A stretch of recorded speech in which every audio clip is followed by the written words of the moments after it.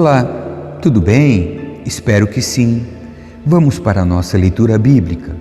Evangelho de Mateus, capítulo 16. Os líderes exigem um sinal. Os fariseus e saduceus vieram por Jesus à prova, exigindo que lhes mostrasse um sinal do céu. Ele respondeu: Vocês conhecem o ditado, céu vermelho ao entardecer, bom tempo amanhã, céu vermelho e sombrio logo cedo, mau tempo o dia todo. Vocês sabem identificar as condições do tempo no céu, mas não sabem interpretar os sinais dos tempos. Pedem um sinal porque são uma geração perversa e adúltera, mas o único sinal que lhes darei será o sinal do profeta Jonas. Então Jesus os deixou e se retirou. O fermento dos fariseus e saduceus. Mais tarde, depois de atravessar o mar, os discípulos descobriram que tinham se esquecido de levar pães. Jesus os advertiu: fiquem atentos, tenham cuidado com o fermento dos fariseus e saduceus. Os discípulos começaram a discutir entre si porque não tinham trazido pão. Ao tomar conhecimento do que falavam, Jesus disse: Como é pequena a sua fé, por que vocês discutem entre si sobre a falta de pão? Ainda não entenderam? Não se lembram dos 5 pães para os 5.000 e dos cestos de sobras que recolheram? Nem dos 7 pães para os 4.000 e dos cestos grandes de sobras que recolheram? Como não conseguem entender que não estou falando de pão? Repito, tenham cuidado com o fermento dos fariseus e saduceus. Finalmente entenderam que ele não se referia ao fermento do pão, mas ao ensino dos fariseus e saduceus. Pedro declara sua fé. Quando Jesus chegou à região de Cesareia de Filipe, perguntou a seus discípulos: Quem as pessoas dizem que o Filho do Homem é?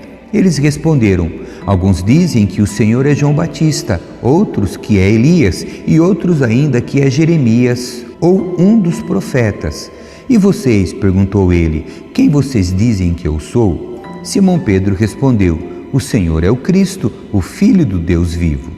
Jesus disse: Que grande privilégio você teve, Simão, filho de João. Foi meu Pai no céu que lhe revelou isso. Nenhum ser humano saberia por si só. Agora eu lhe digo que você é Pedro, e sobre esta pedra edificarei minha igreja, e as forças da morte não a conquistarão. Eu lhe darei as chaves do reino dos céus. O que você ligar na terra terá sido ligado no céu, e o que você desligar na terra terá sido desligado no céu. Então ele advertiu a seus discípulos que não dissessem a ninguém que ele era o Cristo. Jesus prediz sua morte. Daquele momento em diante, Jesus começou a falar claramente a seus discípulos que era necessário que ele fosse a Jerusalém e sofresse muitas coisas terríveis nas mãos dos líderes do povo, dos principais sacerdotes e dos mestres da lei. Seria morto, mas no terceiro dia ressuscitaria. Pedro o chamou de lado e começou a repreendê-lo por dizer tais coisas. Jamais, Senhor, disse ele, isso nunca lhe acontecerá. Jesus se voltou para Pedro e disse: Afaste-se de mim, Satanás. Você é uma pedra de tropeço para mim. Considera as coisas apenas do ponto de vista humano e não da perspectiva de Deus. Ensino sobre o discipulado. Então Jesus disse a seus discípulos: Se alguém quer ser meu seguidor, negue a si mesmo, tome sua cruz e siga-me. Se tentar se apegar à sua vida, a perderá, mas se abrir mão de sua vida por minha causa, a encontrará. Que vantagem há em ganhar o mundo inteiro, mas perder a vida? E o que daria o homem em troca de sua vida? Pois o Filho do Homem virá com seus anjos na glória de seu Pai e julgará cada pessoa de acordo com suas ações. Eu lhes digo a verdade, alguns que estão aqui neste momento não morrerão antes de ver o Filho do Homem vindo em seu reino. Capítulo 17. A Transfiguração. 6 dias depois, Jesus levou consigo Pedro e os 2 irmãos Tiago e João até um monte alto. Enquanto os 3 observavam, a aparência de Jesus foi transformada de tal modo que seu rosto brilhava como o sol e suas roupas se tornaram brancas como a luz. De repente, Moisés e Elias apareceram e começaram a falar com Jesus. Pedro exclamou: Senhor, é maravilhoso estarmos aqui. Se quiser, farei 3 tendas, uma será sua, uma de Moisés e outra de Elias. Enquanto ele ainda falava, uma nuvem brilhante os cobriu e uma voz que vinha da nuvem disse: Este é meu filho amado, que me dá grande alegria. Ouçam-no. Os discípulos ficaram aterrorizados e caíram com o rosto em terra. Então Jesus veio e os tocou. Levantem-se, disse ele, não tenham medo. E quando levantaram os olhos, viram apenas Jesus. Enquanto desciam do monte, Jesus lhes ordenou: não contem a ninguém o que viram, até que o Filho do Homem ressuscite dos mortos. Os discípulos lhe perguntaram: por que os mestres da lei afirmam que é necessário que Elias volte antes que o Cristo venha? Jesus respondeu: de fato, Elias vem e restaurará tudo. Eu, porém, lhes digo: Elias já veio, mas não o reconheceram e preferiram maltratá-lo. Da mesma forma, também farão o Filho do Homem sofrer. Então os discípulos entenderam que ele estava falando de João Batista. Jesus cura um menino possuído por demônio. Ao pé do monte, uma grande multidão os esperava. Um homem veio, ajoelhou-se diante de Jesus e disse: Senhor, tenha misericórdia de meu filho. Ele tem convulsões e sofre terrivelmente. Muitas vezes cai no fogo ou na água. Eu trouxe a seus discípulos, mas eles não puderam curá-lo. Jesus disse: geração incrédula e corrompida, até quando estarei com vocês? Até quando terei de suportá-los? Tragam o menino para cá. Então Jesus repreendeu o demônio e ele saiu do menino, que ficou curado a partir daquele momento. Mais tarde, os discípulos perguntaram a Jesus em particular: por que não conseguimos expulsar aquele demônio? Porque a sua fé é muito pequena, respondeu Jesus. Eu lhes digo a verdade, se tivessem fé, ainda que do tamanho de uma semente de mostarda, poderiam dizer a este monte: mova-se daqui para lá, e ele se moveria. Nada seria impossível para vocês. Mas essa espécie não sai, senão com oração e jejum.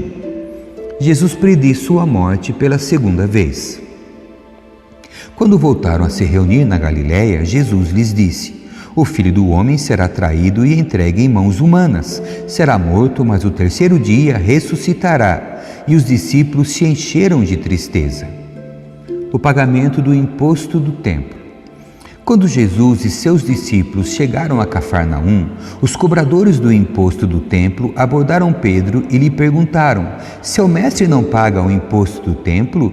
Sim, paga, respondeu Pedro. Em seguida entrou em casa. Antes que ele tivesse oportunidade de falar, Jesus lhe perguntou: o que você acha, Simão? O que os reis costumam fazer? Cobrar impostos de seu povo ou dos povos conquistados? Cobram dos povos conquistados, respondeu Pedro. Pois bem, disse Jesus, os cidadãos estão isentos, mas como não queremos que se ofendam, desça até o mar e jogue o anzol. Abra a boca do primeiro peixe que pegar e ali encontrará uma moeda de prata. Pegue-a e use-a para pagar os impostos por nós dois. Capítulo 18. O maior no reino. Nessa ocasião, os discípulos vieram a Jesus e perguntaram: afinal, quem é o maior no reino dos céus? Então Jesus chamou uma criança pequena e a colocou no meio deles. Em seguida disse: eu lhes digo a verdade. A menos que vocês se convertam e se tornem como crianças, jamais entrarão no reino dos céus. Quem se torna humilde como essa criança é o maior no reino dos céus. E quem recebe uma criança como esta em meu nome, recebe a mim. Advertência para não causar pecado.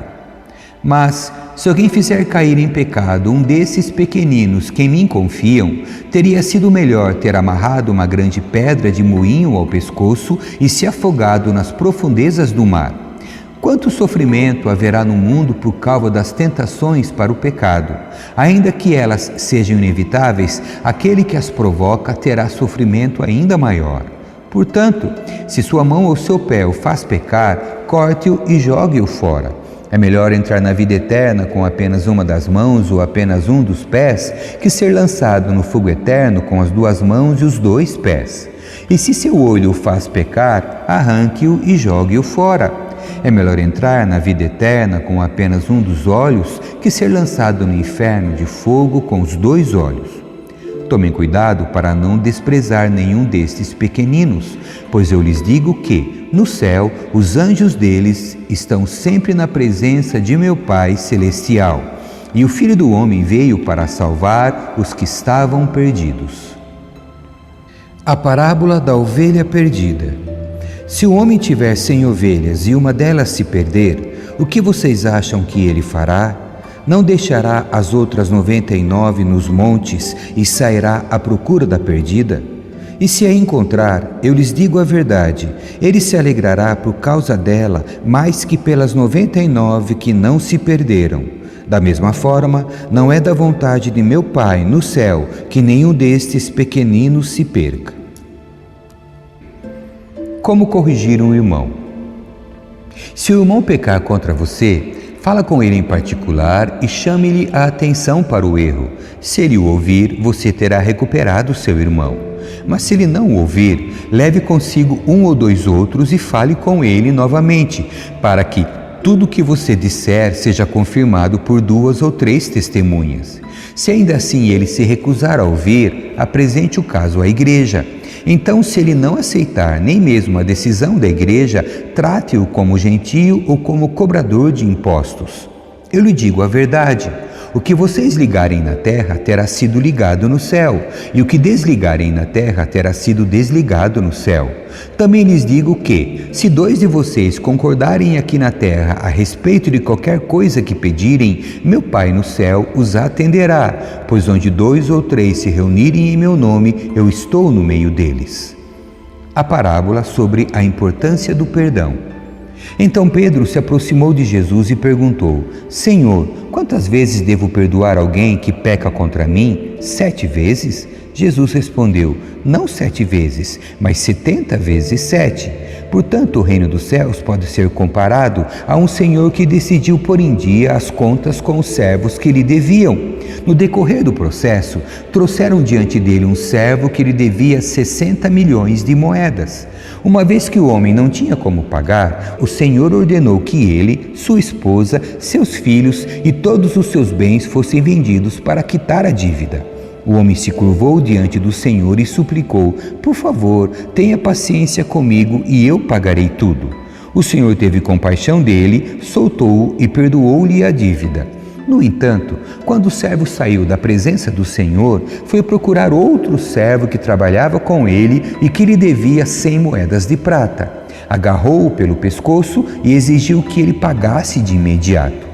O servo se curvou diante dele e suplicou: tenha paciência comigo e eu pagarei tudo. O credor, porém, não estava disposto a esperar. Mandou que o homem fosse lançado na prisão até que tivesse pago toda a dívida. Quando outros servos, companheiros dele, viram isso, ficaram muito tristes e foram ao Senhor e lhe contaram tudo o que havia acontecido.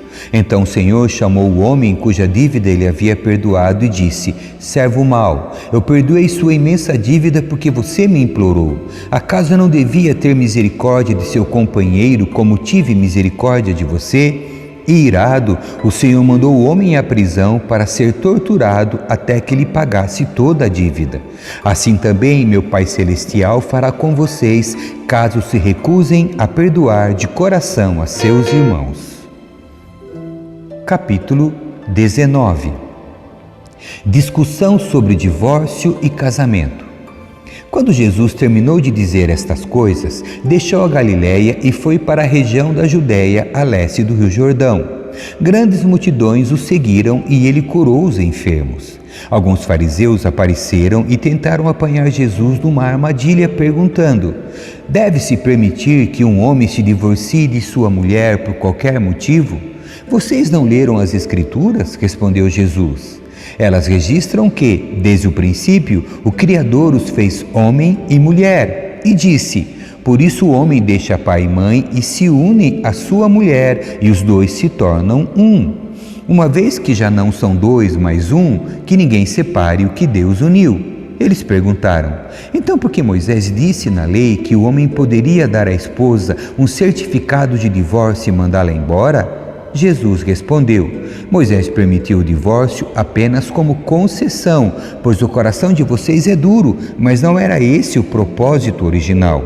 Eu lhes digo o seguinte: quem se divorciar de sua esposa, o que isso poderá fazer em caso de imoralidade, e se casar com outra, cometerá adultério. Os discípulos de Jesus disseram: se essa é a condição do homem em relação à sua mulher, é melhor não casar. Nem todos têm como aceitar esse ensino, disse Jesus. Só aqueles que recebem a ajuda de Deus. Alguns nascem eunucos, alguns foram feitos eunucos por outros, e alguns a si mesmos se fazem eunucos por causa do reino dos céus. Quem puder, que aceite isso. Jesus abençoa as crianças. Certo dia, trouxeram crianças para que Jesus pusesse as mãos sobre elas e orassem em seu favor, mas os discípulos repreendiam aqueles que as traziam. Jesus, porém, disse: deixem que as crianças venham a mim, não as impeçam, pois o reino dos céus pertence aos que são como elas. Então, antes de ir embora, pôs as mãos sobre a cabeça delas e as abençoou. O homem rico. O homem veio a Jesus com a seguinte pergunta: Mestre, que boas ações devo fazer para obter a vida eterna? Por que você me pergunta sobre o que é bom? Perguntou Jesus. Há somente um que é bom. Se você deseja entrar na vida eterna, guarde os mandamentos. Quais? Perguntou o homem. Jesus respondeu: não mate, não cometa adultério, não roube, não dê falso testemunho. Honre seu pai e sua mãe, ame seu próximo como a si mesmo. Tenho obedecido a todos esses mandamentos, disse o homem. O que mais devo fazer? Jesus respondeu: se você quer ser perfeito, vá, venda todos os seus bens e dê o dinheiro aos pobres. Então você terá um tesouro no céu. Depois, venha e siga-me. Quando o rapaz ouviu isso, foi embora triste, porque tinha muitos bens. As recompensas do discipulado. Então Jesus disse a seus discípulos: eu lhes digo a verdade, é muito difícil um rico entrar no reino dos céus. Digo também, é mais fácil um camelo passar pelo buraco de uma agulha que um rico entrar no reino de Deus. Ao ouvir isso, os discípulos ficaram perplexos e perguntaram: então quem pode ser salvo? Jesus olhou atentamente para eles e respondeu: para as pessoas isso é impossível, mas tudo é possível para Deus. Então Pedro disse: deixamos tudo para segui-lo. Qual será a nossa recompensa?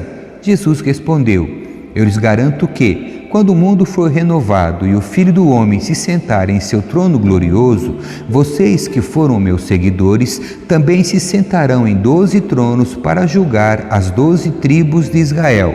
E todos que tiverem deixado casa, irmãos, irmãs, pai, mãe, filhos ou propriedades por minha causa, receberão em troca 100 vezes mais e herdarão a vida eterna. Contudo, muitos primeiros serão os últimos, e muitos últimos serão os primeiros. Amém. Que Deus abençoe a sua leitura. Tchau.